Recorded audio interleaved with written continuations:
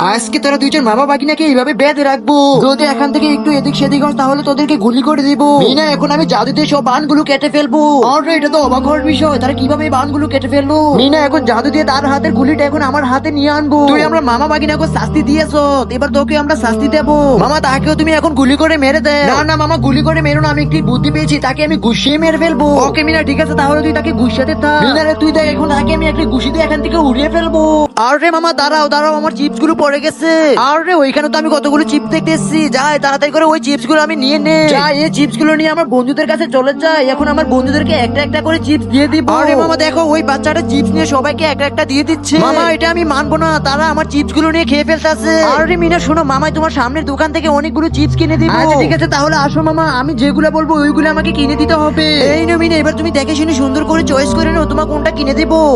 আরে এই গাড়িটা চালাতে তো ভালোই লাগে। মামা এই গাড়িটা আমাকে একটু দাও, আমি চালাই। ওকে মিনা, ঠিক আছে, আমি তোমাকে এখনই দিতেছি। আরে মামা, গাড়িটা চালাতে তো খুব ভালোই লাগতেছে। আরে যেই করে হোক এই বাচ্চাটাকে মেরে আমি গাড়িটা চালাতে হবে। আরে মিনা, তুমি গাড়িটা চালাচ্ছ, আমার কাছে দেখে খুব ভালো লাগতেছে।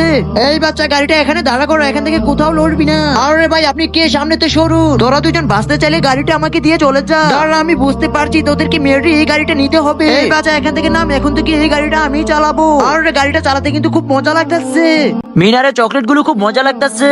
আরে আমি তো দেখছি দুইটা বাচ্চা আমার দোকানের সামনে বসে বসে চকলেট খাচ্ছে। এখন আমি এই বাচ্চাগুলো থেকে চকলেট গুলো রেখে এখান থেকে পাঠিয়ে দেবো। আরে ভাই, তুমি আমাদের সাথে খুব খারাপ ব্যবহার করছো। মিনারে আমার মাথার মধ্যে একটি বুদ্ধি এসেছে, এখন আমি যেই করে হোক সেই বুদ্ধিটি কাজে লাগাতে হবে। মিনারে তুই এখানে শুয়ে থাক, আর আমি সাইকেলটি তোর উপরে দিয়ে রাখবো। তখন ওই লোকটিকে ডেকে এনে বলবো আমার ভাই সাইকেল অ্যাক্সিডেন্ট করেছে, যেই করে হোক আপনি আমার ভাইকে বাঁচাতে হবে। এই যে ভাই ভাই, এদিকে আসুন, দেখে যা, আমার ছোট ভাইয়া খুব মারাত্মক ভাবে অ্যাক্সিডেন্ট করে ফেলছে।